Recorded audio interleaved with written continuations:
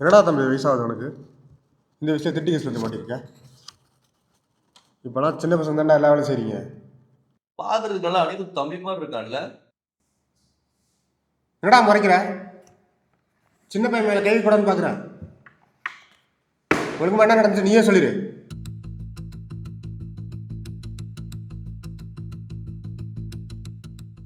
என்னடா சைலண்டாக இருக்க?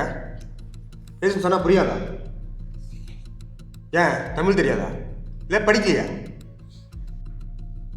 படிச்ச புத்தி இருந்தா திருடி இருப்பானா? என்னடா சொல்ல சொல்ல முறைக்கிற? இந்த வயசில் படிக்காமல் திருடுனா புத்தியிலன்னு தான் சொல்லுவாங்க. முறைக்கிற பெரிய யுவனாட்டம். Who said I'm uneducated? As if you know, sir. யாரா நீ? உன் பேர் என்ன? என்னோட பேர் அர்ஜுன். நான் பிஎஸ்சி செகண்ட் இயர் படிக்கிறேன். 10th and 12th school first வந்தேன். ஸோ என்னோடய காலேஜ் ஃபஸ்ட் இயர் நான் ஃபீஸ் இல்லாமல் படித்தேன். இவ்வளோ படிச்சிருக்க? படிச்சுட்டு இருக்குன்னு வேற சொல்கிறேன். ஏன்டா திருடுறேன்? உன்னோட வயசுலலாம் நான் எஃப்ஓபி எக்ஸாம் கிளியர் பண்ணி அப்போவே பப்ளிக் சர்வீஸில் இருந்தேன். நீ என்னன்னா திருடிட்டு இருக்க.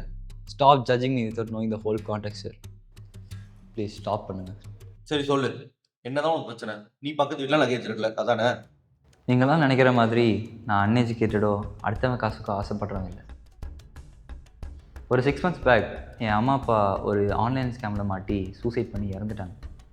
எங்கள் ரிலேட்டிவ்ஸ் எல்லோரும் எங்ககிட்ட இருந்த கொஞ்சம் அசட்ஸை கூட ஏமாற்றி பிடுங்கிட்டாங்க. என்னை பார்த்துக்கிறேன் படிக்க வைக்கிறேன்னு என்னை அசிங்கப்படுத்துறதை பார்த்தா எங்கேயாச்சும் போயிடலாம் போல் இருக்கும். சரி அப்படியாச்சும் எங்கேயாச்சும் போயிடலாம்னு பார்த்தா என் பெரியம்மா பெரியப்பாட்டிருந்து தப்பிச்சு போகவே முடியாது.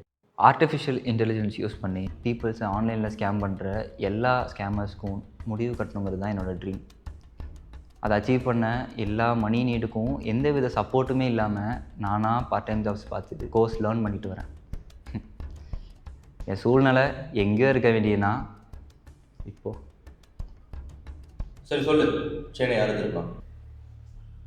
என் பெரியப்பா பையன் கௌதம். ஷோரா? ஆமாம் சார். ஆனால் உன் பெரியப்பா நான் உன் மேலே கேஸே கொடுத்தது. அது அவர் பையன் இல்லை சார்.